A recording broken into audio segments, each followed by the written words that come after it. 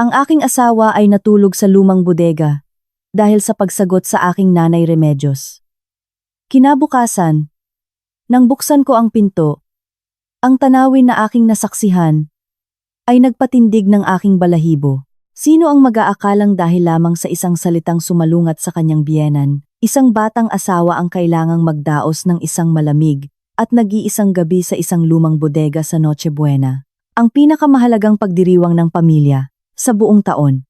Ngunit ang mas nagpapahiwatig sa kuwentong ito ay kinabukasan, nang buksan ng kanyang asawa, si Slater, na puno ng pag-aalala, ang pinto, ang eksena na bumungad sa kanyang mga mata, ay nagpatigil sa kanyang paghinga.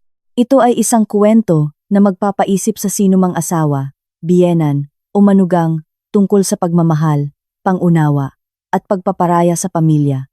Nangangahas ka bang pakinggan ang kuwentong ito na bumabasag ng puso?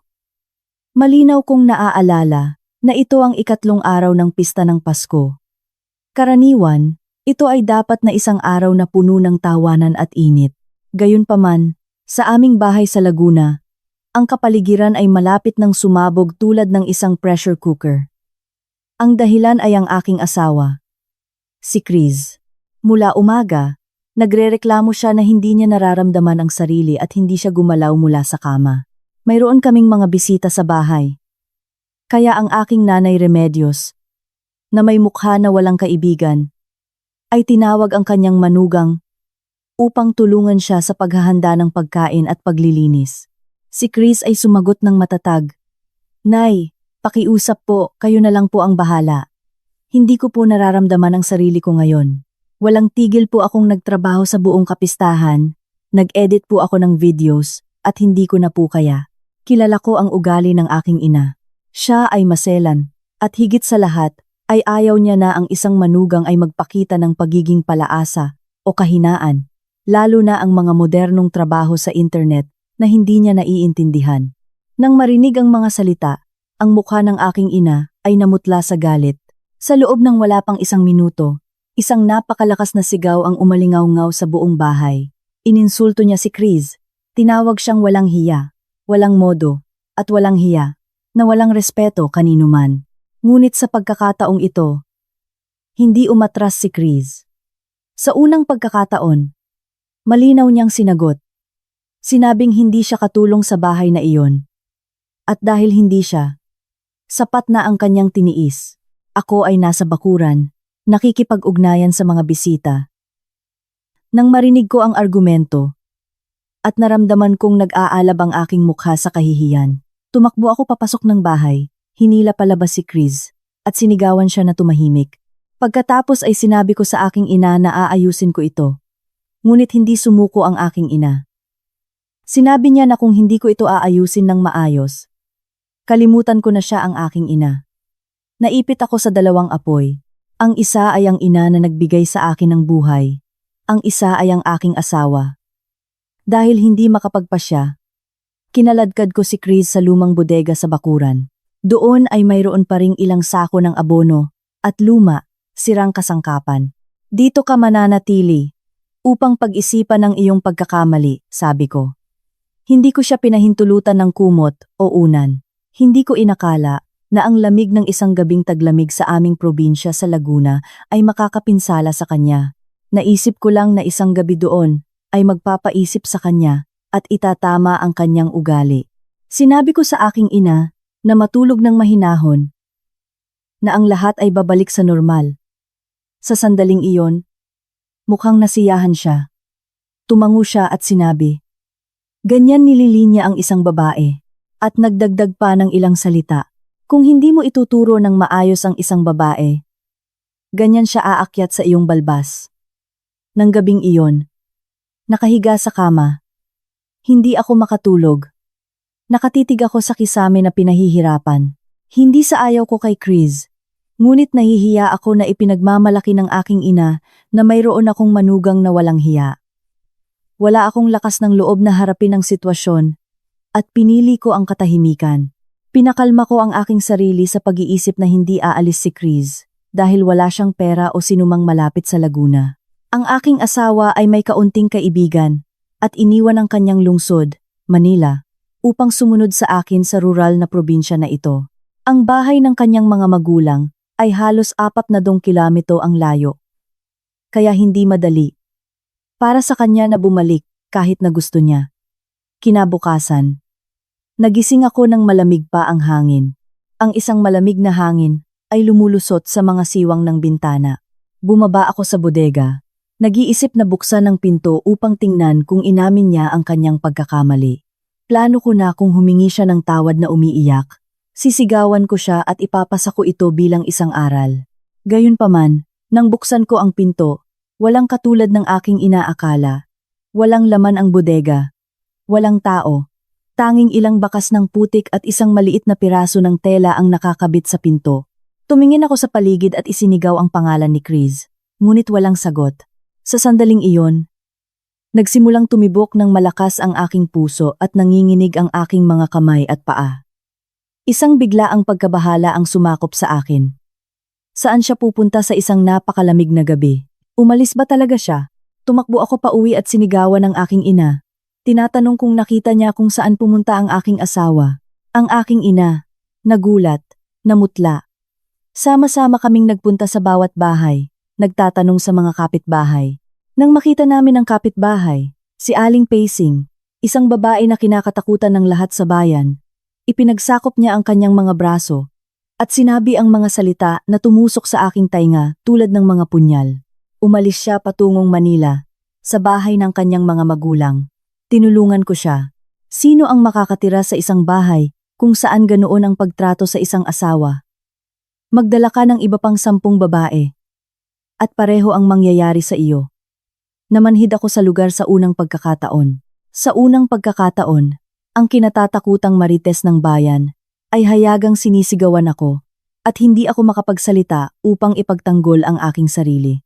Nag-aalab ang aking mukha, hindi sa galit sa kanya, kundi sa purong kahihiyan. Kinuha ko ang cellphone at tinawagan si Chris. Matapos ang 2 ring, sumagot siya. Ang kanyang boses ay malamig, tulad ng yelo. Sinabi niya na nasa isang mahabang biyahe ng bus patungong Manila, na mag-uusap na lang kami at para sa diborsiyo ay magkikita kami sa korte. Na hindi siya nag-iisip na magtago. Nagmadali akong humingi ng tawad sa kanya. Sinabing kasalanan ko, na hindi ko dapat pinayagan na gawin iyon ng aking ina. Ngunit nagpakawala siya ng isang malamig na tawa. At binaba ang tawag. Bumuwal ako sa hagdan, hawak ang aking ulo sa aking mga kamay. Sa unang pagkakataon, naramdaman ko ang tunay na pakiramdam ng pagkawala. Isang babae na tinalikuran ang kanyang karera, ang kanyang lungsod, maging ang kanyang kalayaan. Upang pumunta dito at maging aking asawa, kailangang umalis, na parang pinaalis sa bahay, dahil lamang pagkatapos ng napakaraming kalungkutan at kawalang katarungan, hindi niya napigilan ang kanyang sarili minsan. Hindi ako nakapagsalita sa buong araw, habang ang aking ina ay patuloy na bumubulong na ang kanyang manugang. Ay isang babae na walang kapalaran at walang pagtitiyaga. Ngunit hindi ko na siya pinakinggan. Sa aking isip, isang tanong lamang ang umiikot. Babalik ba siya? Naalala ko ang unang mga araw ng aming kasal. Madalas ngumiti si Chris ng matamis. Naghahanda siya sa akin ng mainit na pagkain. At minamasahe ang aking likod tuwing pagod ako. Hindi ko kailanman pinahalagahan nang totoo ang mga bagay na iyon. Pagkatapos lamang ng pagkawala niya ko nalaman kung gaano ako ka-estupido. Nang gabing iyon, mag-isa akong umupo sa bakuran. Nakatingin sa madilim na kalangitan. Walang bituin o buwan. Hindi ko mapigilang balikan ang aking mga aksyon. Dahil sa aking hindi gaanong kahalagahan na pagmamataas bilang anak, nawalan ako ng isang mabuting asawa. Hindi ko alam kung paano ko siya muling titingnan sa mukha, kung paano ko maitatama ang pagkakamaling ito. Ngunit alam kong kung hindi ako magbabago ngayon, wala na akong pangalawang pagkakataon. Matapos umalis ang aking asawa, ang hangin sa bahay ay napuno ng isang malaking kawalan na hindi mapupunan. Kinabukasan, hindi pa rin ako nakakabangon mula sa gulat. Ang walang laman na bodega ay mas malamig kaysa sa panahon sa labas, ngunit ang lamig sa aking puso ang talagang nagpapalamig sa akin. Ang aking ina ay hindi pa rin tumatanggap na umalis ang kanyang manugang. Sinesermonan niya ako sa pagiging malambot at sumisigaw na babalik din siya, na ang isang babae na umaalis sa bahay ng kanyang asawa ay hindi maaaring magkaroon ng magandang kapalaran. Ngunit alam ko, kapag may isang bagay na nasira, hindi na ito kailanman magiging buo tulad ng dati. Sa buong araw, inilabas ko ang aking cellphone, binuksan at isinara ito nang paulit-ulit na gustong tumawag. May mga pagkakataon na halos pinindot ko ang boto ng tawag. Ngunit nag-alinlangan ako nang hindi alam kung ano ang sasabihin sa kanya. Ang pagsabi ng pasensya, sapat na ba ang kabayaran? Ang pagsabi na nagsisisi ako ay magkakaroon ba ng anumang kahulugan ngayon? Tumingin ako sa paligid ng silid. Maging sa pinakamababang bagay, tulad ng isang baso ng tubig o isang nakasabit na tuwalya, tila nananatili ang init ng aking asawa. Naramdaman kong bigo ako sa sarili kong bahay. Sa paglubog ng araw, sa wakas ay naglakas loob akong tawagan ng aking mga biyenan. Sumagot ang aking biyenan at nang sabihin ko ang papa, binaba niya ang tawag. Tumawag ako ulit. Sa pagkakataong ito, ang malamig na boses ng aking biyenan ang sumagot. Hayaan mo na siya. Mula nang dumating siya sa bahay, magdamag siyang may mataas na lagnat. Sa aming bahay, hindi namin iniisip na ipadala muli ang aming anak sa isang lugar kung saan siya minamaliit. Sinubukan kong magpaliwanag, magbigay ng mga dahilan, ngunit hindi ako binigyan ng pagkakataon ng aking biyenan. Binaba niya ang tawag ng matatag. Ito ang unang pagkakataon na tinrato ako ng ganoon kamaliit, ngunit naramdaman kong karapat-dapat ako. Naalala ko ang mga araw na tahimik na nagluluto si Chris para sa buong pamilya. Maagang pumupunta sa palengke upang bumili ng sariwang sangkap, nagsisikap na maghanda ng mga putahe na magugustuhan ng kanyang biyenan. Gusto lang niyang makarinig ng isang mabait na salita, ngunit hindi niya kailanman natanggap. Nakita ko siya minsan na pinupunasan ang kanyang mga luha sa isang sulok ng kusina. Ngunit nagkunwari akong hindi ko nakita. Naisip ko na ang isang babae ay dapat matutong magtiis. Ngayon, sa pagbabalik tanaw, nalaman ko na ang aking kawalang interes ang nagtulak sa kanya sa kailaliman. Nang gabing iyon, lumabas ako sa bakuran at tiningnan ang maulap at madilim na kalangitan. Napakabagabag ng aking puso na hindi ako makatulog.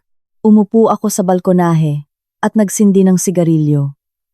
Karaniwan, hindi ako naninigarilyo.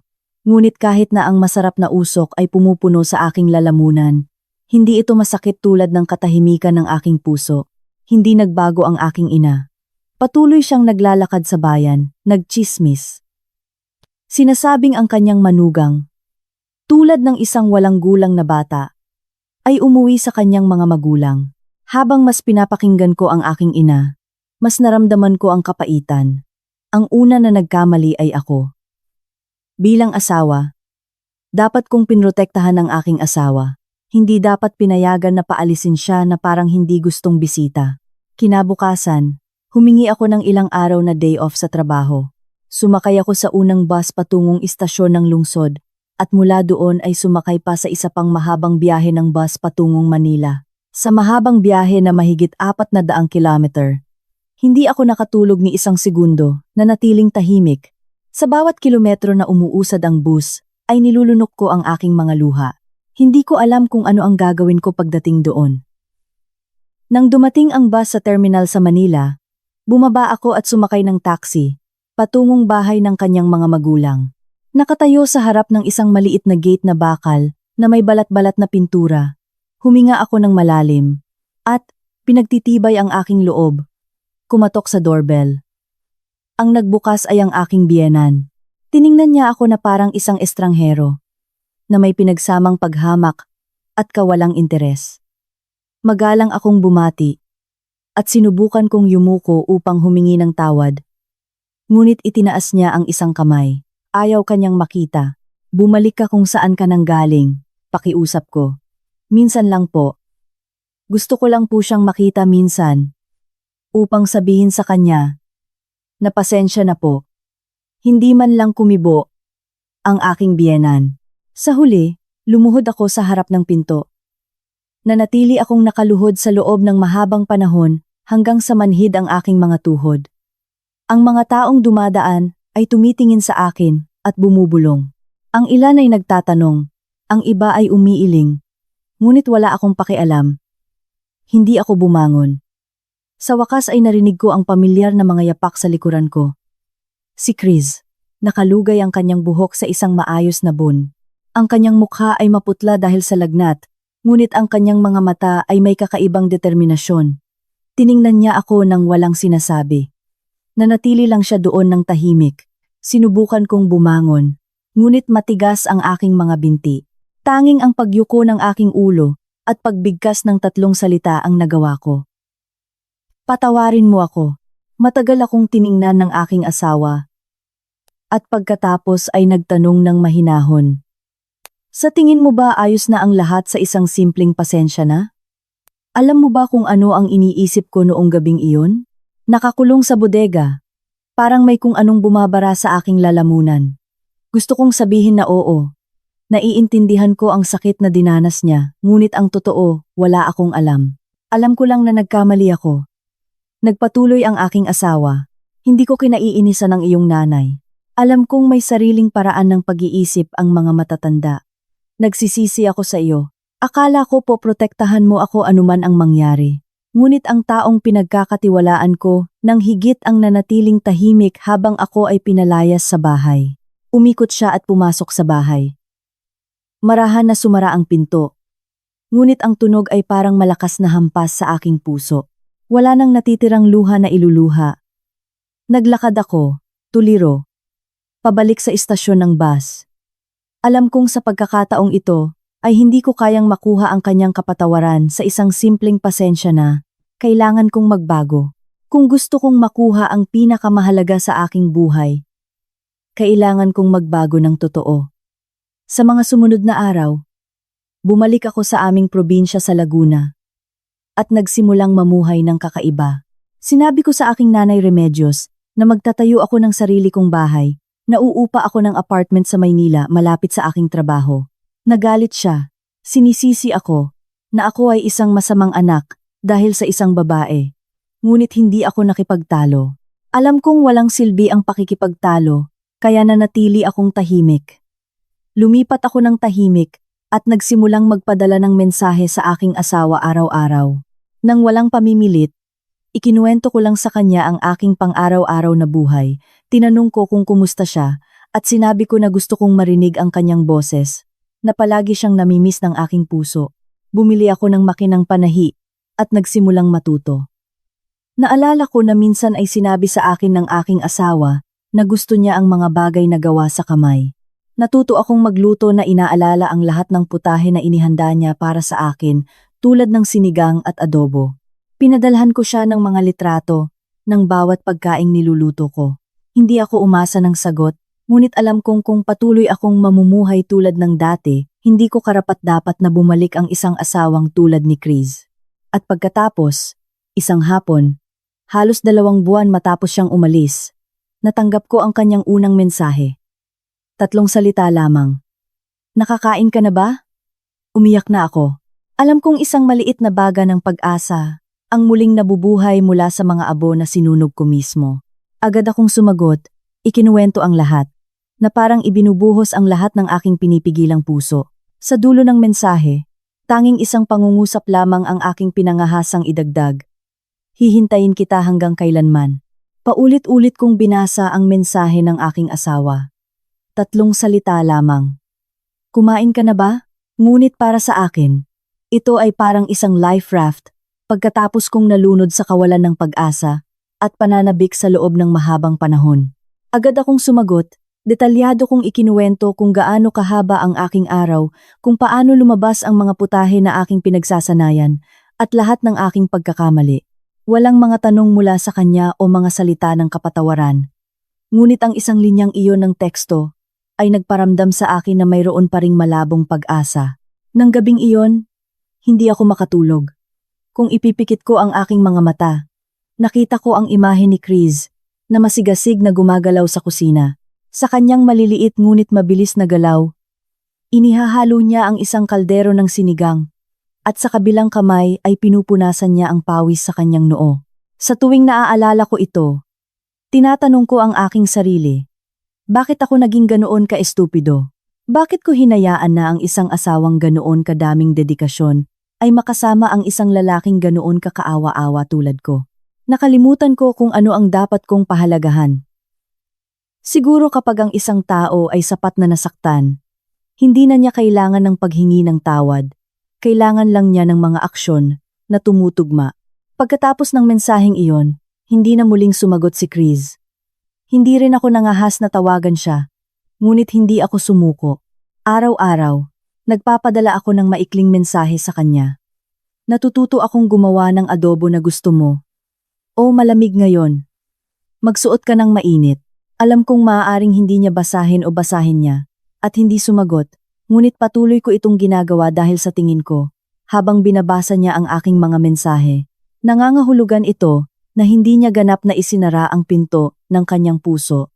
Isang araw, habang nagluluto ako, nakatanggap ako ng tawag mula sa aking nanay Remedios. Mahigit 2 buwan na akong umalis sa bahay. At hindi man lang niya ako tinanong kung kumusta ako. Ngunit ngayon iba ang kanyang boses. Medyo mahina, sinabi niya na gusto niya akong makita. Na pumunta ako at bisitahin siya sa probinsya. Kakaiba. Ang aking nanay Remedios ay hindi kailanman ang unang humihingi ng ganoon. Nang tanungin ko kung bakit, sinabi lamang niya, "Pagod na ang iyong ina. Halika." At iyon na. Kinabukasan, sumakay ako sa unang bus patungo sa probinsya. Nang dumating ako sa pintuan ng bahay, nakita ko ang aking nanay Remedios na nakaupo sa hagdan ng balkonahe, dahan-dahang naglilinis ng isang bagay gamit ang isang panyo, na parang may malalim na iniisip. Nang makita ako, nang walang salita, itinuro niya ang isang plastik na upuan sa tabi niya. Umupo ako. Tahimik kami sa loob ng mahabang panahon. Sa wakas, nagsalita ang aking nanay Remedios. Nagkamali ako. Dati iniisip kong ginagawa ko ito dahil mahal kita. Ngunit hindi ko naintindihan na mahal mo ang iyong asawa sa ibang paraan. Hindi ko kailanman tinanong kung ano ang nagpapasaya sa iyo. Talagang nagulat ako. Mula pagkabata, hindi ko kailanman narinig ang aking ina na umamin ng pagkakamali. Siya ay malakas, may napakatibay na karakter. At lahat ng bagay sa bahay ay dapat gawin sa kanyang paraan. Ngunit nang marinig ko siyang sabihin ito ngayon, alam kong marami siyang pinag-isipan. Nagpatuloy ang aking nanay Remedios. Hindi ko minahal ang aking manugang tulad ng aking anak. Akala ko hindi kailangan. Ngunit ngayon naiintindihan ko. Kung hindi ko aalagaan ang aking manugang, magdurusa rin ang aking anak. Kung gusto kong mamuhay ng masaya sa nalalabi kong buhay, kailangan kong matutong mahalin ang taong mahal ng aking anak. Wala akong masabi. Napuno ng luha ang aking mga mata. Alam kong hindi madali para sa aking ina nasabihin ang mga salitang iyon. At naintindihan ko na siya ay nagsisimula ring magbago. Marahil ang pag-alis ni Chris ay nagpamulat din sa kanya ng isang bagay. Hindi ako nag-iisip ng pangmatagalan o nangangarap na babalik kaagad ang aking asawa, ngunit alam ko na nagkaroon ng pagbabago sa puso ng aking ina, at iyon ay isang bagay na hindi ko inaasahan. Pagkalipas ng ilang araw, bumalik ako sa aking inupahang apartment sa Maynila. Nagpatuloy ang buhay. Nagpatuloy akong nagtatrabaho, natututong magluto, at nagpapadala ng mensahe araw-araw. Isang hapon, habang ako ay nasa kusina, may kumatok sa pinto. Inakala kong delivery boy ito at binuksan ko, at nanlamig ako. Si Chris. Manipis pa rin siya, na may parehong pamilyar na mukha. Ngunit ngayon ay walang galit sa kanyang mga mata. Sa halip ay isang napakalma na tingin, na parang matagal siyang nag-isip bago magpakita sa akin. Sinubukan kong magsalita, ngunit naunang nagsalita si Chris. Hindi ako dumating para magpatawad kaagad. Dumating ako para tingnan kung anong klaseng lalaki ang naging taong ikinulong ang kanyang asawa sa isang bodega. Tumango ako. Wala akong hinihingi. Wala akong inaasahan. Inanyayahan ko siyang pumasok. Ang maliit na inupahang apartment ay maayos at malinis na ngayon. Salamat sa akin. Sa isang sulok ng kusina, ay may ilang putahe na kakatapos ko lang ihanda at sa ibabaw ng mesa ay ang aming larawan sa kasal na hindi ko kailanman inalis. Tiningnan ni Chris ang paligid at pagkatapos ay mahinang nagtanong, "Natikman mo na ba itong pagkaing ito?" Tumango ako at sumagot ng nauutal. "Medyo maalat." "Siguradong hindi kasing alat ng ginawa mo." Ngumiti siya. Ang ngiti na akala ko ay nawala na magpakailanman. Tinikman ni Chris ang kaunting kanin at tiningnan ako. "Kung gusto mo talagang bumalik ako, hindi ngayon. Ito ay kapag sigurado na ako na hindi mo na ako ilalagay sa isang sitwasyon tulad ng dati." Pinagsalubong ko ang aking mga kamay at tumango. Hindi ako nagtanong pa. Hindi ako nagpumilit. Sinabi ko lang, hihintayin kita hanggang kailanman. Hindi na natili si Chris ng araw na iyon. Dumating siya at umalis na parang isang bugso ng hangin na humahagip sa pinto ng aking puso na matagal nang nakasara. Ngunit sa pagkakataong ito, hindi na muling sumara ang pinto, nanatili itong bukas upang tanggapin ang isang maliit na sinag ng liwanag, at alam kong kung patuloy kong gagawin ang tama at magmahal ng totoo, balang araw ang sinag ng liwanag na iyon ay magiging araw na muling magpapainit sa kaligayahan ng aming pamilya. Pagkatapos na dumating at umalis si Chris, ang puso ko ay parang isang lawa ng nakatigil na tubig na biglang gumalaw. Minsan dumadaloy ang malinaw na tubig, minsan lumilitaw ang lahat ng uri ng latak. Masaya ako, ngunit nag-aalala rin, at nahihiya. Masaya na siya ay bumalik, kahit sandali lang. Nag-aalala kung gaano pa katagal, bago mabura ang sugat na aking idinulot sa kanya. At nahihiya na mapagtanto ang halaga ng aking hawak. Pagkatapos lamang na mawala ito, sa mga sumunod na araw, namuhay ako bilang isang lalaking natututo muling magmahal. Bawat umaga, mas maaga akong bumabangon kaysa karaniwan. Hindi para magmadali sa trabaho, kundi para pumunta sa palengke, magluto, at gawin ang mga gawaing dati, ay palagi kong iniiwan sa aking asawa. Nagsimula akong magsulat ng diary ng lahat ng aking ginagawa na may mga mensahe para kay Chris. Hindi ko sila pinapadala, isinusulat ko lang sila. Ngunit naniniwala ako na balang araw ay babasahin niya sila at maiintindihan. Bumalik ako sa bahay ng aking nanay Remedios pagkatapos ng halos 3 buwan. Sa pagkakataong ito, walang sinabi ang aking nanay Remedios. Tiningnan lang niya ako ng tahimik at tinanong ako ng isang bagay. Ayos ba siya? Saglit akong sumagot. Ayaw pa ring bumalik, ngunit hindi ako susuko. Tumingin ang aking nanay Remedios sa malayo sa bintana at, nang walang sinasabi, tumango. Marahil ay iniisip niya ang kanyang sarili noong bata pa siya at malakas, noong siya rin ay manugang, at nagdusa sa pressure ng kanyang biyenan. At ngayon na mayroon siyang karapatang maging biyenan, inuulit niya nang hindi sinasadya ang matitinding karanasan na kanyang dinanas. Nang hapong iyon, ako ang naghanda ng hapunan. Umupo ang aking nanay Remedios sa isang upuan sa kusina. Nagpapaypay ng maliit na abaniko, tahimik na pinagmamasdan ako. Nang ilagay ko ang adobo sa mesa, nilawayan ng aking nanay Remedios ang kanyang mga labi. At sinabing mahinahon, "Ito ang unang pagkakataon na nakita kong gumawa ka ng isang bagay ng maayos." Bagaman tila biro, naintindihan ko na unti-unting tinatanggap ng aking nanay Remedios na ang isang lalaki sa bahay ay maaari ding gumawa ng mga gawain sa kusina na hindi lahat ay dapat ipaubaya sa babae. Nang gabing iyon, pagkatapos maghugas ng mga pinggan, tahimik akong nagsulat ng ilang linya pa sa aking diary. Ngayon, natuto akong gumawa ng adobo na gusto mo. Pagkatapos kong matapos, nalaman ko na hindi sapat ang paglalagay ng parehong sangkap para maging kasing sarap ng iyo. Ginawa mo ito ng may pagmamahal, at ako ay sumukat lamang gamit ang kutsara. Ang pagkain ay nangangailangan din ng puso. Nangyari ang hindi ko inaasahan. Isang Sabado ng hapon, habang nakaupo ako sa isang parke malapit sa aking apartment, nakatanggap ako ng mensahe mula kay Chris. Tinanong niya, "May oras ka ba bukas? Kailangan ko ng pabor." Hindi ako makapaniwala sa nakita ng aking mga mata. Agad akong sumagot. "May oras ako kahit kailan. Sabihin mo lang sa akin."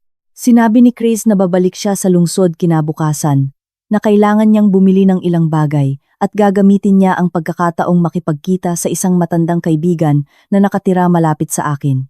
Hindi ako nakatulog sa buong gabi. Kinabukasan, maaga akong bumangon, nagsuot ng malinis at plansadong kamiseta. Nagsuklay at nag-ahit ng maayos. Nang makita kong muli si Chris sa isang maliit na cafe sa sulok, halos hindi ko siya nakilala. Siya pa rin ang aking Chris, ngunit mayroon na siyang mas mature, mas kalmado sa kanya. Siya ay maganda at malambot, tulad ng sikat ng araw sa umaga. Ngumiti siya, umupo sa harap ko, at sinimula ng usapan sa pamamagitan ng pagpapasalamat.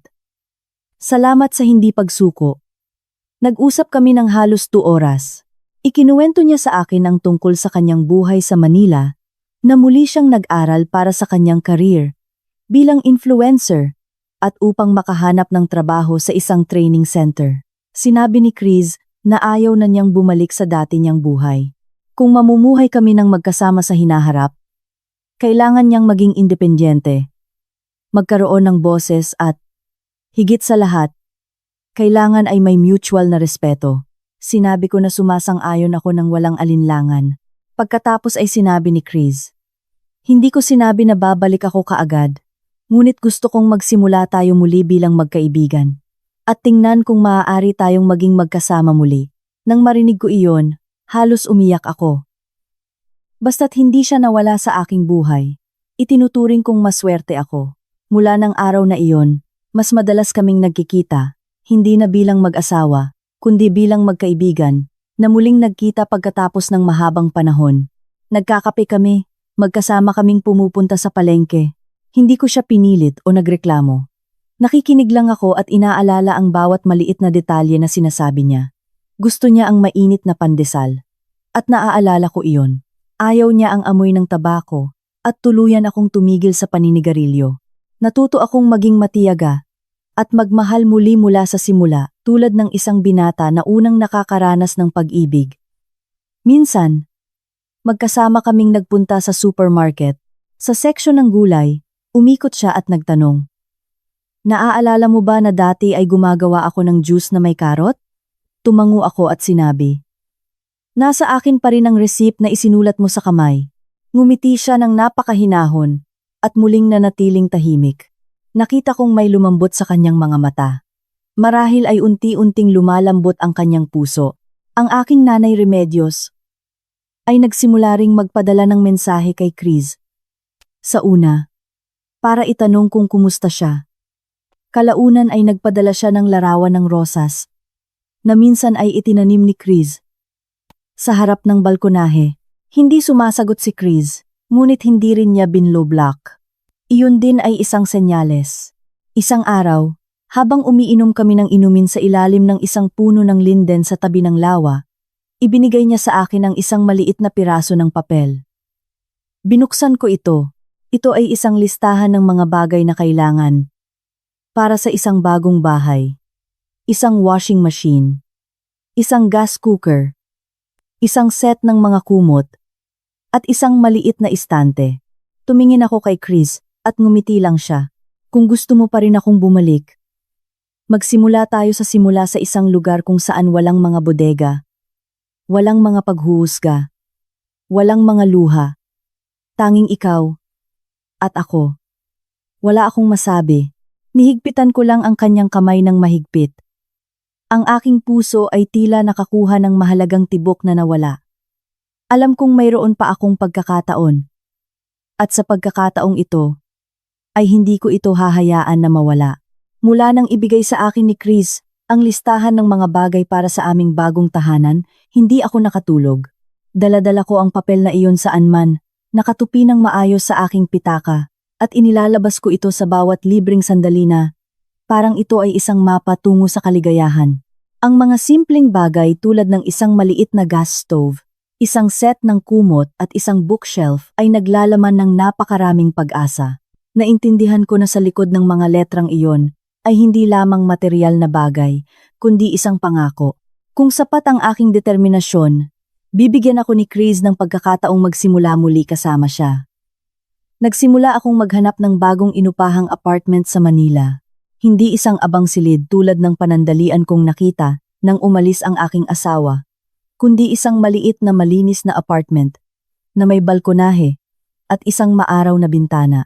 Pumili ako ng pangatlong palapag dahil minsan ay sinabi ni Chris sa akin na gusto niya makita ang kalangitan sa paglubog ng araw mula sa isang lugar na hindi masyadong mataas o masyadong mababa.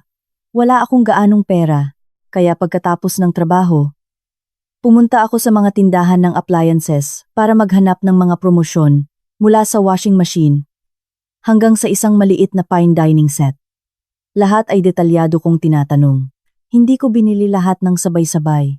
Gusto kong dahan-dahan kong tipunin ito gamit ang aking sariling mga kamay, na parang muling itinatayo ang buhay na ito araw-araw. Hindi ko sinabi kay Chris ang ginagawa ko. Pinanatili ko ang parehong ritmo ng buhay ng nakaraang mga linggo. Isang mensahe araw-araw. Isang katamtamang atensyon, nang walang pamimilit o pagmamakaawa. Tuwing nagkikita kami ay mas marami akong nakikinig kaysa sa aking sinasalita. Hindi ko binabanggit ang tungkol sa pagbabalik at simpleng naglalakad, kumakain, at nag-uusap ng pang-araw-araw na bagay kasama siya. At iyon mismo ang katahimikan na unti-unting lumambot sa puso ni Chris. Isang araw, dinala ko siya sa isang bookstore. Medyo nagulat siya dahil dati ay ayaw niya sa mga bookstore. Ngunit sa pagkakataong ito, ay ako ang nagdala sa kanya sa isang malaking bookstore sa sentro ng Manila. Nilibot namin ang mga istante. Tinitingnan ang mga bago at lumang libro. Kinuha ni Chris ang isang koleksyon ng mga maiikling kuwento. Umikot at tinanong ako. Naaalala mo ba na noong nagsisimula pa lang tayo ay binabasa ko sa iyo ang isang libro gabi-gabi? Tumango ako at sumagot ng taos puso. Ikaw lang ang tinitingnan ko. Nagpakawala ng tawa si Chris. Ang tunog ng kanyang tawa ay parang biglang nawala ang mabigat na pasanin sa aking dibdib. Bawat isa ay pumili ng isang libro. Nang magbayad, hiniling ko sa tindero na balutin ang 2 libro sa magkahiwalay na papel. At sinabi ko na ito ay para sa istante ng aming bagong bahay, kung saan kami magsisimula muli. Walang sinabi si Chris. Tiningnan lang niya ako.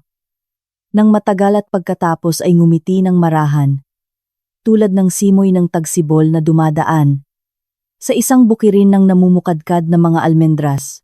Lumipat ako sa bagong apartment 1 linggo. Banayad ang araw at sariwa ang hangin. Ako mismo ang naglipat ng lahat ng aking gamit at inayos ang lahat. Maliit ngunit komportable ang apartment. Isinabit ko ang isang painting ng seascape sa sala at naglagay ng maliit na paso sa balkonahe.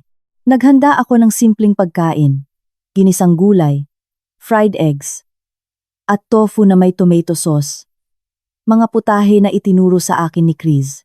Nang matapos ako, kumuha ako ng litrato at ipinadala ko kay Chris na may text. Nasa bahay na ako. Halika. Kung kailan mo gusto. Hihintayin kita. Nang hapong iyon, umupo ako sa balkonahe. Marahan na humihip ang hangin, na nagpapagalaw ng bahagya sa mga kurtina. Hindi ko inaasahan na darating siya kaagad, ngunit mabilis ang tibok ng aking puso, na parang naghihintay ng sagot. Mula sa isang unang pag-ibig at sa paglubog ng araw, tumunog ang aking telepono. Si Chris.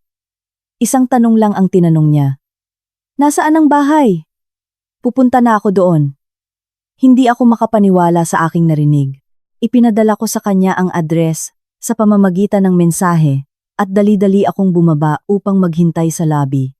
Tulad ng isang 18 taong gulang na lalaki sa unang date kung saan pupunta ang kanyang kasintahan sa kanyang bahay. Nakasuot siya ng light blue na damit at walang makeup. Ngunit ang kanyang mukha ay malambot at nagliliwanag. Sinamahan ko siya sa apartment. Huminto siya sandali sa pinto at pagkatapos ay pumasok. Tinawid ng kanyang tingin ang lahat, ang painting, ang coffee table, ang maliit na kusina, ang 2 libro sa bookshelf, at huminto sa aming larawan sa kasal na nakasabit sa dingding. Hindi ko iyon inalis dahil kahit na kami ay mag-asawa lamang, naniniwala ako na kami ay nananatili. Umikot si Chris sa akin nang walang sinasabi. Dinala ko siya sa kusina at itinuro ang bawat putahe at sinabi, hindi ko pa rin alam kung tama ang lasa, Ngunit sinubukan kong gawin ito tulad ng ginagawa mo. Umupo siya sa mesa, tinikman ang isang kutsarang sabaw at tumango ng tahimik. Familiar ang lasa. Umupo ako sa harap niya. Nanginginig pa rin ang mga kamay. Hindi alam kung ano ang sasabihin. Ang hangin sa sandaling iyon ay magaan at mabigat ng sabay. Pagkatapos kumain, tumayo si Chris at lumibot sa silid. Hinawakan niya ang paso. Umupo sa sofa. Binuksan ang libro na aming pinili sa bookstore. Isang sandali pagkatapos, itinaas niya ang kanyang ulo at tinanong ako, "Nasa iyo pa ba ang singsing sa kasal?" Tumango ako. Pumunta ako sa silid, kumuha ng maliit na kahon at ipinakita sa kanya. Ang kanyang singsing ay naroon kasama ng sa akin. Si Chris, nang walang sinasabi, ay kalmadong kinuha ang singsing at isinuot sa kanyang daliri. Pinigilan ko ang aking hininga. Hindi makapaniwala na ito ay totoo. Tiningnan niya ako nang may malinaw na paniniwala sa kanyang mga mata. Hindi ako bumalik dahil hindi na ako galit. Bumalik ako dahil naniniwala ako na totoo kang nagbago. At dahil mahal pa rin kita, hindi ko na napigilan ang aking sarili. Lumapit ako at niyakap siya ng mahigpit. Kusang bumuhos ang aking mga luha. Nang gabing iyon, magkatabi kaming umupo. Nagbabasa ng libro. Umiinom ng mainit na tsaa. At nag-uusap tungkol sa aming mga nangyari sa loob ng 3 buwan. Na kami ay nagkahiwalay. Hindi lahat ng sugat ay nawala. Ngunit ito ay lumambot. Walang sino man ang nagbanggit ng lumang bodega. Ngunit alam kong pareho namin itong naaalala. Iyon ang madilim at malamig na lugar na nagpamulat sa akin. Na nagpaunawa kay Chris kung ano ang kailangan niya. At nagturo sa amin na muling magmahal ng may paggalang, pangunawa, at pagiging mature. Halos 2 linggo na kaming magkasama sa maliit na apartment na iyon. Bawat umaga, maaga akong bumabangon upang ipaghanda ng isang tasa ng mainit na tsaa ang aking asawa sa balkonahe. Madalas siyang umupo sa silyang yari sa rattan na inilagay ko sa tabi ng bintana, nagbabasa o nagdidilig ng mga halaman. Hindi malaki ang bahay o may espesyal na bagay, ngunit palagi itong mainit, umaalingaw-ngaw sa mahinang tawa ng aking asawa. Pinahahalagahan ko ang bawat sandali, bawat pagkain, bawat maliit na pagtango niya. Kahit na nagkamali ako o masyadong maalat ang pagkain, ngunit sa wakas ay dumating ang oras upang harapin ang problema na ipinagpaliban ko sa aking nanay Remedios. Nang umalis si Chris at lumipat ako sa isang inupahang apartment, inakala ng aking nanay Remedios na pansamantala lamang ang lahat. Kapag binibisita ko siya, tinatanong niya ako ng bahagya, ngunit hindi ko kailanman binibigyan ng konkretong sagot. Marahil sa kaibuturan ng kanyang puso, ay umaasa siya na babalik ang kanyang manugang na parang walang nangyari. Ngunit ngayon ay iba na. Si Chris ay bumalik sa aking tabi, ngunit hindi sa dating bahay, kundi para magsimula sa isang ganap na bagong lugar. Nang walang pagtatangi, walang pamimilit, nang walang anino ng mga bagay na nagpatakas sa kanya. Isang Sabado ng hapon, habang nagluluto ako, lumapit si Chris. Marahang ipinatong ang kanyang kamay sa aking balikat at sinabi, "Mahal, sa palagay ko ay oras na upang sabihin natin ito sa iyong nanay. Ayaw ko nang mamuhay na parang nagtatago. Wala tayong ginawang masama." Umikot ako upang tingnan siya. Matatag ang kanyang mga mata, ngunit puno pa rin ng pag-aalala. Alam kong malalim na pinag-isipan ito ni Chris. At ako rin. Sa wakas ay tumango ako. Kinabukasan, tinawagan ko ang aking nanay Remedios upang ipaalam sa kanya na pupunta ako sa hapon. Tuwang-tuwa siya at sinabing maghahanda siya ng ilan sa aking mga paboritong putahe. Ngunit hindi ko sinabi sa kanya kung sino ang kasama ko.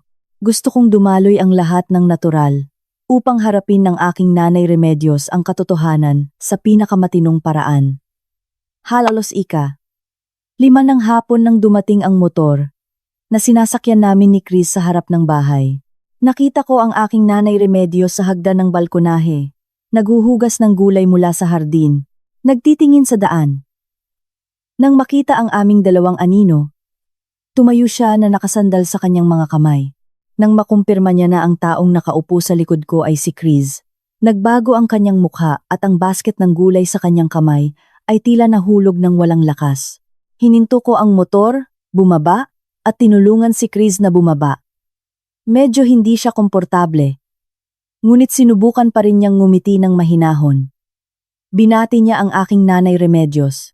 Nay, nandito na po kami. Hindi sumagot ang aking nanay Remedios. Nakatitig siya sa kanya, na parang hindi makapaniwala sa kanyang nakikita. Alam kong ang reaksyong ito ay inaasahan. Lumapit ako sa aking nanay Remedios at sinabing mahinahon, Nay, bumalik na po si Chris, ngunit sa pagkakataong ito ay mamumuhay po kami ng mag-isa. Dumating po kami ngayon dahil gusto po namin kayong makita at para malaman po ninyo na kami po ay mag-asawa pa rin, nagsisimula lang po kami muli sa ibang paraan. Ang aking nanay Remedios, nang walang sinasabi, ay umikot at pumasok sa bahay. Nagkatinginan kami ni Chris, ngunit wala kaming sinabi. Maya-maya, ipinasok ko ang motor sa bakuran. Hinawakan ko ang kamay ni Chris at sabay kaming pumasok. Ang aking nanay Remedios ay nasa kusina. Hinahalo ang isang nilaga na kumukulo ng dahan-dahan. Ang hangin sa bahay ay nakakapanikip sa oras na iyon. Hindi ko alam kung paano sisimulan ang pag-uusap. Si Chris ay nanatiling tahimik sa tabi ko. Sa wakas, nagsalita ang aking nanay Remedios. Ang kanyang boses ay matigas. Kung bumalik ka, mabuti. Bakit ang daming pagmamayabang? Madaling umalis. Ngunit ngayon na bumalik ka, gusto mong mamuhay ng mag-isa? Ano ang pagkakaiba nito sa gustong putulin ang ugnayan sa bahay na ito? Pinagsiklop ko ang aking mga kamao at huminga ng malalim. Si Chris ay nanatiling tahimik. Sumagot ako. Hindi pagputol, Nay. Ito ay gusto po naming mamuhay sa ibang paraan upang walang iba ang magdusa. Ang aking nanay Remedios ay mabilis na umikot at itinuro ako sa mukha. Sinasabi mo ba na pinahirapan ko siya? Ipinanganak kita at pinalaki, at ngayon ay sasabihin mo sa akin na ako ay nagkakamali. Hindi ako nag-react. Tiningnan ko lang siya ng matagal, at pagkatapos ay sinabing mahina ngunit matatag. Nay, pakiusap po. Humihingi po ako ng pabor. Huwag po ninyong hayaang mamuhay ang isang tao sa sakit para lang pasayahin ang iba. Maaaring hindi po ninyo tanggapin ang aking asawa, ngunit hindi po ako makapamuhay nang wala siya. Ako po ang nagkamali. Hindi ko po siya pinrotektahan. Ngayon, gusto ko lang po magsimulang muli. Pakiusap po. Hayaan niyo po kaming mamuhay nang masaya sa aming sariling paraan. Sa unang pagkakataon sa aking buhay, nangahas akong sabihin sa aking nanay Remedios ang mga salita na matagal kong iningatan sa aking puso. Ang aking nanay Remedios ay bumagsak sa isang upuan. Bumubuntong hininga. Pula ang kanyang mga mata. Lumapit si Chris at lumuhod ng tahimik sa harap niya. Nay, totoo po na hindi po ako nagtatanim ng galit, ngunit natatakot po akong bumalik dito. Hindi po ako sapat na malakas upang tiisin ito muli. Pakiusap po, hayaan niyo po kaming mamuhay ng mag-isa. Ngunit kung papayagan niyo po ako, patuloy po akong bibisita sa inyo at ipaghahanda ko po kayo ng masarap na pagkain tulad ng dati. Hayaan niyo lang po akong maging inyong manugang sa aking sariling paraan. Ang aking nanay Remedios ay tumingala at tiningnan si Chris. Ang kanyang mukha, luma at pagod, ay tila biglang gumuho. Pagkatapos ng mahabang sandali, bumuntong hininga siya at sinabing may basag na boses. Sige. Naiintindihan ko. Hindi na ako mamimilit. Ngunit kung bumalik ka, mamuhay ka ng maayos. At ikaw, sabi niya, na nakatingin sa akin, huwag mo na siyang pahirapan pa. Yumuko si Chris. Nagpapasalamat na may basag na boses. At naramdaman ko na parang tinanggalan ako ng 1,000 kilogram na pasanin. Nang hapong iyon, naghapunan kami, kasama ang aking nanay Remedios. Hindi masasabing masaya ang kapaligiran, ngunit hindi rin ito kasing tensyonado tulad ng dati. Hindi na masyadong mapilit ang aking nanay Remedios. Hindi siya ngumiti o masyadong nagsalita, ngunit alam kong sinusubukan niyang tanggapin ito. At si Chris, sa buong hapunan, ay naghain ng maliliit na piraso ng isda, pinuno ang baso ng tubig, at naging maalaga, tulad ng isang bagong kasal. Ngunit ngayon, hindi na siya ang masunurin na asawa, kundi isang mature na babae na minamahal ang sarili at alam kung paano mahalin ang iba sa tamang paraan. Nang gabing iyon, habang kami ay aalis, nanatili ang aking nanay Remedios sa pintuan upang magpaalam ng walang sinasabi. Sinabi lang niya sa amin na mag-ingat sa daan. Tumingin ako sa kanya at tumango. Nay, matulog ka na po ng maaga. Tatawagan ka namin madalas. Hindi siya sumagot. Ginawa lang niya ang isang kilos ng kamay na parang nagtataboy ng lamok. Ngunit sa aking puso, naintindihan ko na tinanggap niya ito. Bawat miyembro ng aming pamilya, mula sa aking nanay Remedios hanggang sa akin at kay Chris, ay nakapaglakbay ng napakalayo. Hindi lamang isang paglalakbay ng distansya, kundi isang paglalakbay mula sa pagmamatigas ng ulo, patungo sa pangunawa, mula sa sakit patungo sa kapatawaran. Sa pagbalik sa aming maliit na apartment, pagkatapos makita ang aking nanay Remedios, walang sinabi si Chris at ako.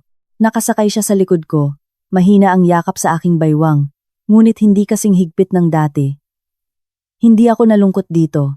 Naintindihan ko na kailangan ng higit pa sa isang hapunan ng pagkakasundo o ilang salita ng aliw upang muling magtiwala nang lubusan si Chris at muling sumandal sa akin. Isang sugat, kapag nag-iwan ng peklat, hindi madaling gumaling sa isang simpleng paghingi ng tawad. Ngunit hindi ako nagmamadali. Nakarating kami sa puntong ito. Matapang naming hinarap ang aking nanay Remedios nang magkasama at nalampasan ang pinakamasakit na panahon ng aming kasal. Ngayon, natitira na lang ang pasensya at katapatan, bawat araw kong ipinapaalala sa aking sarili na ang kaligayahan ay hindi nakakamit sa mga salita kundi itinayo sa mga aksyon. Kailangan kong maging isang sapat na mabuting asawa upang muling ipagkatiwala ni Chris ang kanyang puso ng lubusan sa akin. Sa sumunod na buwan, tahimik na lumipas ang buhay. Nagtatrabaho kami, umuuwi, sabay na nagluluto, at nanonood ng mga pelikula. Minsan, tuwing weekend, binibisita namin ang aking nanay Remedios sa probinsya. Mukhang nasanay na siya na mag-isa kaming namumuhay. Sa simula ay gumagawa siya ng mga sarkastikong komento, ngunit unti-unti itong bumababa. Si Chris ay patuloy na tinatawagan ng aking nanay Remedios upang itanong kung kumusta siya at paminsan-minsan ay nagpapadala siya ng regalo. Lahat ay tila bumubuti. Pagkatapos, isang araw ay umuwi si Chris ng mas maaga kaysa sa akin. Nang buksan ko ang pinto, nakita ko siya na nakaupo sa balkonahe na may hawak na pregnancy test. Natigilan ako. Mabilis ang tibok ng aking puso. Nang walang sinasabi, ibinigay niya sa akin ang test na may dalawang malinaw na linya na tila tumatalon mula sa maliit na piraso ng plastik. Tiningnan ko si Chris, tahimik pa rin. Umupo ako sa tabi niya. Hinawakan ko ng marahan ang kanyang kamay at tinanong ko ng mahina. Kailan mo pa nalaman? Hindi ako tiningnan ni Chris. Nakatuon ang kanyang mga mata sa kulay kahel na kalangitan sa harap niya. Ngayong hapon, pakiramdam ko ay pagod ako at, kung sakali, ginawa ko ito. Hindi ko inakala na totoo ito. Nihinakman ko ang kanyang kamay ng mahigpit. At ano ang nararamdaman mo? Gusto mo bang magkaroon ng anak? Nang lumabas ang tanong sa aking bibig, naramdaman kong lubusan akong miserable. Paano ako makakatanong ng ganoon? Ako ang labis na nagnanais ng isang kumpletong pamilya. Umikot si Chris sa akin na puno ng luha ang mga mata. Oo, gusto ko. Ngunit natatakot ako na hindi pa ako sapat na malakas. Natatakot akong magkaroon ng anak sa isang pamilya, na ang puso ay hindi pa lubusang gumaling, na ang bata ay magdusa tulad ko. Niyakap ko siya ng mahigpit, upang hindi na siya makapagsalita pa. Ibinulong ko sa kanyang tainga. Hindi mangyayari iyan, kailanman. Sa pagkakataong ito, hindi ko hahayaan na mag-isa kang magdala ng anuman. Nang gabing iyon, pumunta ako sa supermarket at binili ang lahat ng gusto niya. Habang inaayos ang mga cabinet sa kusina, nakita kong naglalabas si Chris ng kuwaderno at masigasig na nagsusulat. Lumapit ako ng tahimik at binasa ang unang linya. Diary ng nanay. Parang may bumara sa aking lalamunan. Hindi na kailangan pang magsalita ni Chris. Nang makita ko lang ang mga salitang iyon, alam kong nakapagpasya na siya at mas naging malinaw sa akin kung ano ang kailangan kong gawin upang protektahan siya at ang aming anak. Ang mga sumunod na buwan ay isang paglalakbay na hindi ko kailanman naisip. Maraming morning sickness si Chris.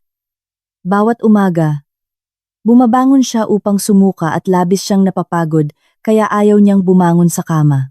Kinailangan kong matutong gumawa ng kanin, magluto ng itlog, at maghanda ng ginger tea. Idinikit ko sa buong kusina ang mga pregnancy diet chart, inililista ang mga pinahihintulutang pagkain at ang mga dapat iwasan. Nag-download pa ako ng pregnancy tracker app at binubuksan ko ito araw-araw upang basahin kung gaano nakalaki ang sanggol. Minsan, pagbalik ko mula sa trabaho, gusto ng aking asawa na kumain ng lugaw, kaya dali-dali akong pumunta sa kusina. Sa gitna ng gabi, kung sinabi ni Chris na nauuhaw siya, mabilis akong bumangon. Inihahanda ko siya ng maligamgam na tubig at naghihintay na mainom niya ang lahat. Bago muling matulog, ang pag-aalaga sa aking asawa ay hindi nakakapagod. Sa kabaligtaran, masaya ako at ipinagmamalaki na ginagawa ko ang tama.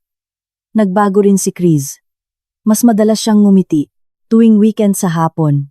Nakikinig siya ng musika sa kwarto at minsan ay ipinapatong ang kanyang kamay sa kanyang tiyan at tinatawagan ako. Mahal. Sinisipa ang sanggol. Bawat mangyari iyon. Lumalapit ako. Ipinapahid ko ang aking tainga sa kanyang tiyan at namumula ang aking mga mata sa emosyon. Hindi ko alam kung mahirap maging ama. Ngunit alam kong ang pakiramdam ng maliit na anghel na iyon ay isang napakalaking pagpapala. Ang balita ng pagbubuntis ni Chris ay nakarating sa aking nanay Remedios. Handa ako sa lahat ng uri ng panunumbat sa pagkakaroon ng anak nang hindi sinasabi sa kanya sa pagiging lola sa papel lamang. Ngunit sa aking pagtataka, tumawag ang aking nanay Remedios at nagtanong na nanginginig ang boses. Ayos ba siya? Kailangan mo ba akong umakyat upang alagaan siya? Lubos akong nagulat na hindi ako nakasagot. Narinig ako ni Chris at sinabi sa akin na sabihin ang totoo. Kaya sinabi ko ang lahat. Mula sa unang araw ng pagduduwal, kung ano ang kinakain niya, kung ilang beses siyang nagsusuka, kung paano siya natutulog. Matagal na nanahimik ang aking nanay Remedios at pagkatapos ay sinabi, maghahanda ako ng masustansiyang pagkain at ipapadala ko sa inyo. Hindi mahilig magsalita ng matatamis na salita ang aking nanay Remedios, ngunit gusto niyang maging malusog ang kanyang apo. Ibinigay ko ang telepono kay Chris. Nakinig siya. Mahinang tumango. At 2 salita lamang ang sinabi niya. Maraming salamat po, hindi gaanong marami, ngunit sapat na para mamuo ang luha sa mata ng aking nanay Remedios. Sa pagmamahal at pagsisikap, nilampasan namin ang mga buwan ng pagbubuntis. Dinala ko si Chris sa lahat ng check-up, at tuwing nakakakita kami ng ultrasound, hinihimas ko ang kanyang kamay, ng mahigpit. Sa unang pagkakataon na umalingaw-ngaw ang tunog ng puso ng sanggol sa tahimik na silid, pareho kaming umiyak. Pareho naming inakala na ang aming kasal ay walang kaligtasan, na kami ay magiging 2 paralel na linya na hindi kailanman magkikita. Ngunit ngayon ay sabay naming naririnig ang maliit na tibok na iyon, ang patunay ng isang pag-ibig na nakaligtas sa bagyo. Ang isang malamig na hangin ay lumulusot sa mga siwang ng mga bintana, na nagpapapito sa mga frame ng maliit na apartment ng aming kasal. Si Chris ay nasa 9 na buwan ng pagbubuntis. Mabigat siyang lumakad. Mas mabagal huminga at bawat hakbang niya ay maingat at malumanay na parang dala niya ang buong mundo sa kanyang tiyan. Malaki na ang kanyang tiyan at palagi akong nasa tabi niya. Sa isang pag-abot lang ng kanyang kamay, handa akong hawakan siya. Ang takdang petsa ng panganganak ay Enero 7. Halos kasabay ng anibersaryo ng pagkamatay ng aking ama. Ang ika-10. Mula nang mamatay ang aking ama, bawat taon ay nagdiriwang kami ng misa para sa kanyang alaala sa bahay. Pinahahalagahan ng aking nanay Remedios ang tradisyon na iyon, bilang isang tali na nag-uugnay sa pamilya. Ngunit ngayong taon ay iba. Hindi ako a-attend sa misa. Dahil maaaring manganak si Chris anumang oras. Gayunpaman, tumawag ang aking nanay Remedios upang igiit na mahalaga ang anibersaryo ng aking ama at hindi ako maaaring mawala bilang panganay na anak. Paulit-ulit niyang ipinapaalala sa akin na huwag kalimutan ang aking tungkulin bilang anak. Dahil sa aking asawa, umupo ako ng tahimik. Nakatingin sa telepono sa tabi ko at sa aking asawa na nakahiga at dahan-dahang humihinga. Naiintindihan ko ang aking nanay Remedios, ngunit hindi ko maaaring iwanan ang aking asawa sa sandaling iyon. Kung manganganak si Chris at wala ako sa tabi niya, hindi ko maisip kung paano niya ito malalampasan sa isip. Sa bawat pagbisita sa gynecologist, ipinapaalala sa amin ng doktor na si Chris ay psychologically vulnerable at physically weak, kaya mahalaga na ang kanyang asawa ay nasa tabi niya sa panahon ng panganganak. Hindi ko kailanman nakalimutan ang mga salitang iyon. Nagpadala ako ng mensahe sa aking nanay Remedios. Pasensya na po, Nay. Hindi po ako makakapunta. Ngunit magsisindi po ako ng kandila para kay tatay sa bahay. Hihilingin ko po na alagaan niya ang inyong kalusugan at na ang apo ay ipanganak ng malusog. Walang sagot mula sa aking nanay Remedios. At hindi ko inaasahan na maiintindihan niya kaagad. Umaasa lang ako na balang araw ay maramdaman niya ang pagmamahal na sinusubukan kong protektahan at ipagmamalaki niya na natutunan ko ang tunay na kahulugan ng pagiging asawa. Ang Enero 7 ay isang malamig at maulan na araw. Mula sa unang oras ng umaga, nagsimulang makaramdam si Chris ng mahinang sakit sa tiyan. Nagsimula akong mag-alala, ngunit sinabi niya na marahil ay mga false contractions ito at maghintay kami. Nang hapon, lumakas ang sakit. Hindi na ako naghintay pa, tumawag ako ng taxi at dinala ang aking asawa sa ospital. Sa daan, mahigpit na hinawakan ni Chris ang aking kamay at bagaman hindi pa nagsisimula ang malalakas na contractions, umiyak siya. Sinabi niya, "Natatakot po ako ng labis, ngunit kung nandito po kayo, kaya ko pong tiisin ang lahat." Umupo ako sa waiting area. Bawat minuto ay tila kawalang hanggan. Ang mga sigaw ng mga ina sa mga silid ng panganganak sa tabi ay nagpatindig ng aking balahibo. Sinisi ko ang aking sarili sa hindi pagiging mas may kaalaman, sa hindi paghahanda ng aking sarili sa pag-iisip para sa sandaling ito. Ngunit gayon paman, nanatili ako doon. Hawak ang kamay ni Chris sa panahon ng mga pagkontrata. Pinupunasan ang pawis sa kanyang noo at nagdarasal sa loob ng aking sarili, tulad ng isang bata na unang pumunta sa simbahan. "Tatay, pakiusap. Alagaan mo siya. Huwag mong hayaang labis na magdusa ang aking asawa."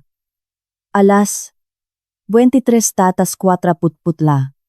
Narinig ang unang iyak.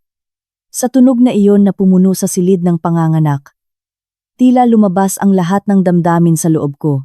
Ipinatong ko ang aking ulo sa counter at umiyak na parang bata. Lumabas ang isang doktor at ipinabatid sa akin na parehong malusog ang ina at ang sanggol.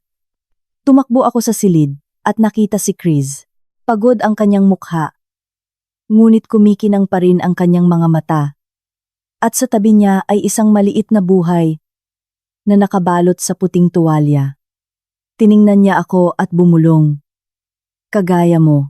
Yumuko ako, hinalikan ang kanyang noo at sinabi lang, "Salamat. Mahal ko. Salamat sa hindi pag-iwan sa akin. Salamat sa pagbibigay sa akin ng isang napakagandang regalo." Kinabukasan, ibinalita ko sa aking nanay Remedios. Inakala kong magagalit siya dahil ipinanganak ang bata sa anibersaryo ng aking ama at hindi ako pumunta. Ngunit sa aking pagtataka, nang sabihin ko sa kanya sa telepono, "Kayo na po ang magpangalan?" May katahimikan sa kabilang linya at pagkatapos ay narinig ko siyang umiyak. Isang salita lang ang sinabi niya, "Salamat, anak." At pagkatapos ay idinagdag niya, "Nagsindi ako ng kandila para sa iyong tatay. Sinabi ko sa kanya na ngayong taon ay ipinanganak ang kanyang apo, kaya siguradong hindi kanya sisihin." Pagkalipas ng 3 araw, sumakay ang aking nanay Remedios ng bus upang makilala ang kanyang apo. Ito ang unang pagkakataon na nakita niya si Chris pagkatapos ng lahat ng nangyari. Pumasok siya sa silid ng ospital at nang nanginginig ang mga kamay, ay inilapag ang isang mangkok ng sabaw ng manok sa mesa. Lumapit siya sa kuna at tiningnan ang kanyang apo. Pula ang kanyang mga mata, ngunit sinubukan niyang panatilihin ang kanyang karaniwang tono ng boses. Ang batang ito ay kamukha ng kanyang tatay. Napakaguwapo, nakatakip ang kanyang ulo, nakaupo si Chris na hindi nangangahas na tumingin. Nakita ko kung paano niya hinahawakan ang gilid ng kumot, sinusubukang pigilin ang isang bagay.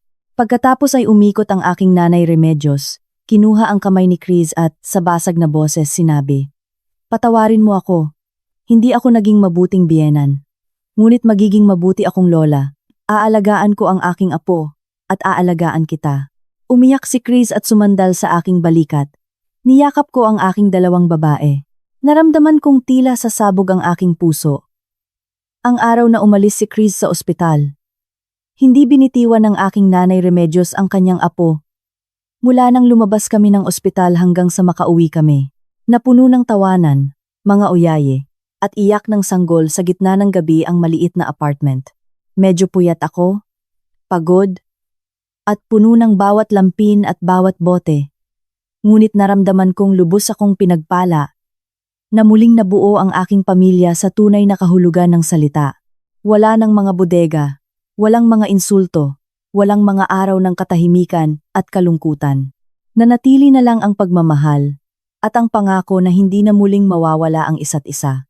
Mula nang dumating ang aking nanay Remedios, upang alagaan ang kanyang apo, kapansin-pansin ang pagbabago sa kapaligiran sa bahay.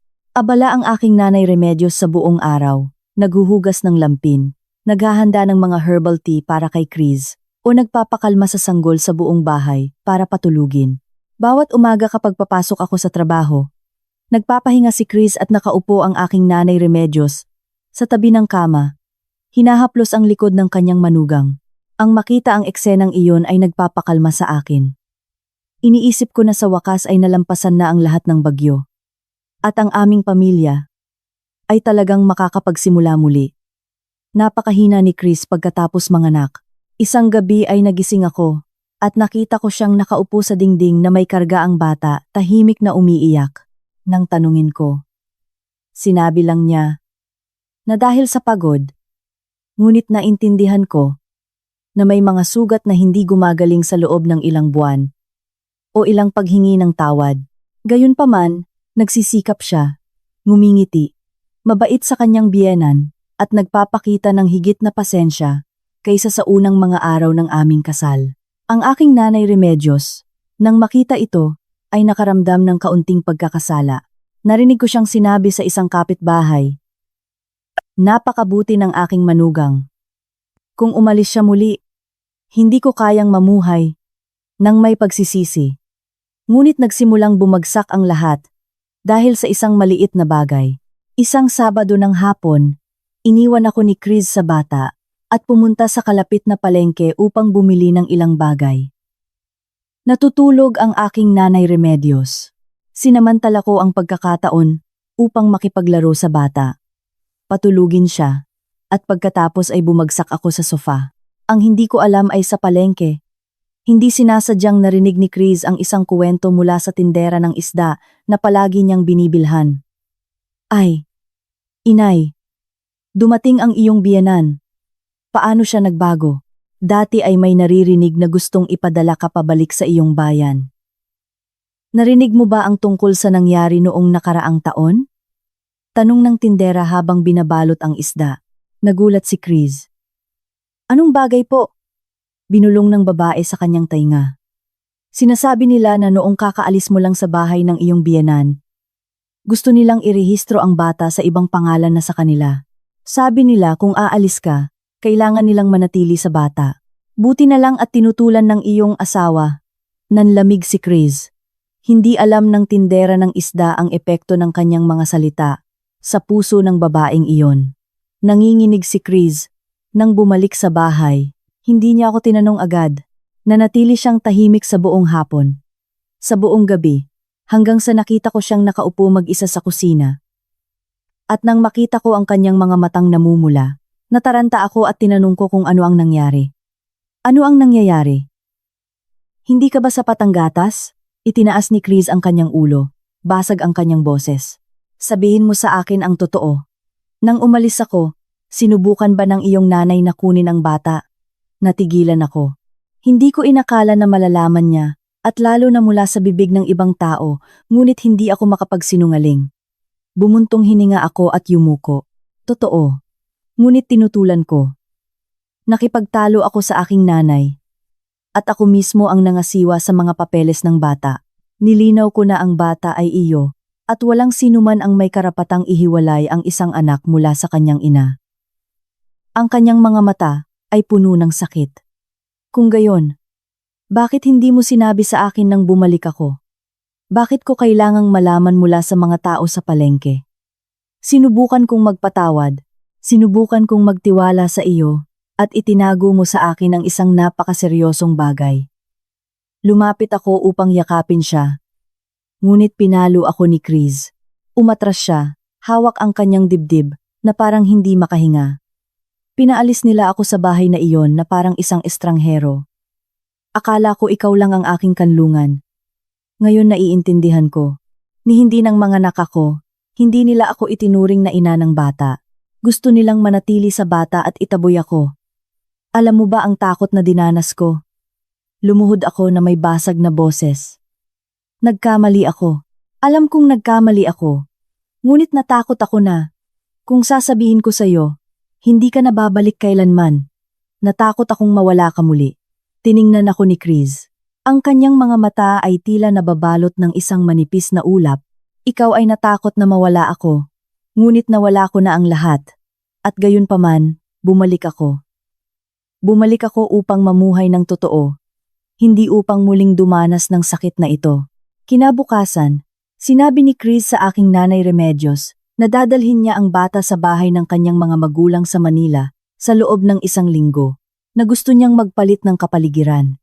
Sumama ang mukha ng aking nanay Remedios, ngunit tinanggap niya. Nang ihatid ko ang aking asawa at anak sa kotse, walang sinabi si Chris. Niyakap lang niya ang bata. At tumingin sa bintana. Nang hindi ako tinitingnan, hinawakan ko ang kanyang kamay at sinabing mahinahon, "Hindi kita pipigilan. Ngunit hihintayin kita hanggang kailanman." Umalis si Chris, patungong bahay ng kanyang mga magulang. At hindi nagpadala ng mensahe o tumawag. Ang aking nanay Remedios ay nanatiling tahimik. Nakita ko siyang nakaupo. Walang kibo sa tabi ng walang laman na kuna. Sa unang pagkakataon, nakita ko siyang umiyak. Dahil sa pagkakasala, hindi ko inaliw ang aking nanay Remedios o ipinagtanggol ang aking sarili. Nagsulat lang ako ng sulat sa kamay. Isinulat ko ang lahat at ipinadala ko kay Chris. Hindi ako umasa ng agarang kapatawaran. Ngunit umasa ako na maiintindihan niya ako, na kahit na nagkamali ako, ayaw ko nang itago ang anuman. Sa sulat, isinulat ko. Itinago ko ito dahil sa takot. Ngunit ang pag-ibig ay hindi maaaring mamuhay nang nagtatago ng mga bagay. Kung babalik ka. Sa pagkakataong ito, ay pipiliin ko ang katotohanan. Kahit na ito ang pinakamasakit, hindi mo kailangang patawarin ako. Ngunit pakiusap, huwag kang umalis. Hindi ka lang aking asawa. Ikaw ang ina ng aking anak. At ang taong gusto kong makasama sa nalalabi kong buhay. 1 linggo pagkatapos, natanggap ko ang kanyang unang mensahe. Nabasa ko na. Pag-iisipan ko. Iyon lang. Ngunit alam kong hindi sarado ang puso ni Chris. At kung mayroon akong lakas ng loob na ipagtanggol ang tama, mayroon pa rin akong pagkakataon. Pagkatapos na umalis si Chris, patungo sa bahay ng kanyang mga magulang. Namuhay ako na parang isang ligaw na kaluluwa. Bawat umaga. Paggising ko, hindi ko na naririnig ang iyak ng sanggol. O nakikita si Chris na nakasandal sa pinto, na nagpapasuso. Naramdaman kong walang laman. Na parang bumalik ako sa panahong iyon. Na ang bahay ay disyerto. At ang aking puso rin. Ang aking nanay Remedios ay hindi nangahas na magtanong ng anuman. Naghahanda siya ng pagkain at tahimik na bumabalik sa kanyang silid. Ayaw na niyang sisihin ang sinuman. Ang maliit at mainit na bahay ay ngayon ay malamig na mga dingding na puno ng katahimikan. Nagsimula akong magsulat ng mga liham kay Chris araw-araw. Hindi na sila maikling text message, kundi mga sulat na isinulat sa kamay. Bawat gabi, sa aking palpak na sulat, ikinukuwento ko sa kanya kung paano ang aking mga araw nang wala siya at ang bata, kung ano ang aking ginagawa, kung ano ang aking iniisip, kung gaano ko sila namimiss. Inilalagay ko ang bawat liham sa isang aklat ng mga kwento na binabasa niya sa bata at ipinapadala ko sa koreo. Hindi ko alam kung binabasa niya ang mga ito o hindi, ngunit naniniwala ako na kung mayroon pa ring kaunting pagmamahal, ang isang taos pusong-puso ay maaaring tumagos sa puso ng isang tao. Eksaktong 21 araw pagkatapos, nakatanggap ako ng mensahe mula sa isang hindi kilalang numero. Mahal, gusto kong bumalik. Hindi dahil hinihiling mo, kundi dahil naniniwala ako na nandyan pa rin ang puso ko. Wala akong oras upang sumagot. Hindi na ako makapaghintay pa. Nagmaneho ako patungo sa terminal ng bus. Sumakay ako sa unang bus at nagtungo sa lungsod ni Chris sa Manila. Nang dumating ako at tumayo sa harap ng pinto ng kanyang bahay, mabilis ang tibok ng aking puso, na parang sa isang bata na unang kumakatok sa pinto ng kanyang kasintahan at bumukas ang pinto. Hindi si Chris, kundi ang aking biyenan. Tiningnan niya ako ng matagal at, nang walang sinasabi, tahimik na umikot upang hayaan akong pumasok. Iyon ang unang kilos ng tahimik na pagtanggap na natanggap ko pagkatapos ng lahat ng bagyo. Si Chris ay lumabas sa likuran niya. Mas payat siya, na may nakabuhol na buhok sa tuktok at karga ang bata. Ang aking anak. Nang makita ako ay ngumiti mula sa tainga hanggang sa tainga. Ibinaba ni Chris ang bata sa lupa at lumapit nang walang sinasabi. Ako rin ay tahimik. Yumuko ako, niyakap ang kanyang mga binti at lumuhod. Hindi na niya ako inilayo. Sa unang pagkakataon pagkatapos ng lahat, umupo siya sa tabi ko. Inilagay ang isang kamay sa aking ulo at marahang hinaplos ang aking buhok, na parang nagpapagaan sa isang nagsisising bata. Nang gabing iyon, naghapunan kami kasama ang pamilya sa kanilang bahay. Ang aking biyenan ay hindi gaanong nagsalita. Ngunit ang tingin na minsan niyang ipinupukol sa akin ay hindi na matalim. Naintindihan ko na hindi niya nakalimutan ang lahat. Ngunit hindi na siya nagtatanim ng galit. Nanatili kami ng isang gabi. Kinabukasan, inayos ni Chris ang damit ng bata. Nag-impake at sinabi sa akin na dalhin kami ng 3 pabalik sa maliit na apartment na inihanda ko para sa kanya. Habang papauwi, malakas ang ihip ng hangin sa unang bahagi ng Tagsibol. Si Chris, nakarga ang bata, ay ipinatong ang kanyang ulo sa aking likod at bumulong. Akala ko hinding-hindi kita mapapatawad, ngunit sa paglaki ng bata araw-araw, napagtanto ko na ang kapatawaran ay hindi para sa taong nagkasala sa iyo, kundi para ang aking anak ay makapamuhay sa isang tahanan na may ama at ina. Perpektong asawa. Kailangan ko ng isang taong aamin sa kanyang mga pagkakamali, at hindi na kailanman muling iiwan ako. Na may buhol sa lalamunan. Tumango ako nang walang masabi. Ang pinto ng maliit na apartment ay sumalubong sa amin na parang isang mainit na yakap na hindi kailanman sumara. Pinalitan ko ang mga kumot, naghanda ng mainit na paligo, at muling inayos ang sulok ng kusina kung saan ko inihanda ang aming unang pagkain nang magpasya siyang bumalik sa unang pagkakataon.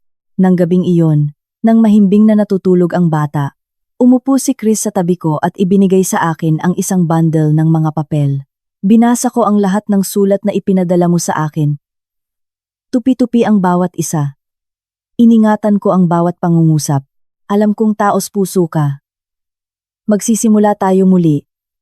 Ngunit ito na ang huling pagkakataon. Hinawakan ko ang kanyang kamay ng mahigpit at, sa pagtingin ng malalim sa kanyang mga mata, sumagot ako ng mahina. Hindi na natin kakailanganin ng isa pang pagkakataon dahil hindi na ako gagawa ng anumang bagay na kailangan kong hingin ng tawad. Ang aking nanay Remedios ay sumama rin sa amin upang manirahan sa lungsod. Hindi na siya ang dating mapilit na biyenan, kundi isang masigasig na lola na nagpapakalma at nag-aalaga sa kanyang apo. Tahimik na nakikilahok. Minsan ay nagkukuwento ng mga lumang istorya. Hindi na niya muling binanggit ang tungkol sa bodega. Ngunit isang araw, nakita ko siyang tahimik na naglalagay ng isang maliit na larawan sa kanyang pitaka. Ito ay isang larawan ni Chris sa apartment na tumatawa habang karga ang bata. Marahil sa kanyang puso, ang pagsisisi ay hindi nangangailangan ng mga salita. At ako, na minsan ay walang magawa habang bumabagsak ang aking kasal. Ngayon ay natuto ng hawakan ng kamay ng aking asawa araw-araw. Hindi para siya ang mauna o para pilitin siyang sumunod sa akin, kundi para lumakad sa tabi niya, sapat na malapit upang suportahan ang isa't isa, at sapat na malayo upang hindi kailanman makalimutan na ang pag-ibig ay isang bagay na dapat matutunan araw-araw. Minamahal na mga tagapakinig, ang buhay ay hindi kailanman isang tuwid at patag na daan. Ito ay puno ng mga sangang daan at sugat. Ngunit sa sapat na katapatan at pasensya, kahit ang tila nasira, ay maaaring gumaling muli at maging mas maganda kaysa dati. Salamat sa paglalaan ng inyong mahalagang oras upang pakinggan ang aming kwento ng buhay. Kung nakatulong sa inyo ang kwentong ito, mangyaring i-like, ibahagi sa inyong mga mahal sa buhay at, higit sa lahat, mag-subscribe at i-activate ang mga notification upang hindi makaligtaan ang iba pang mahalagang nilalaman. Sama-sama nating likhain ang isang mainit na komunidad kung saan lahat tayo ay makapag-aaral, makapagbahagi ng mga karanasan, at makapaghanda para sa isang buhay na puno, sa kalusugan man at sa espiritu. Naway ang kaligayahan at kapayapaan ay laging pumuno sa inyong buhay at sa inyong mga tahanan.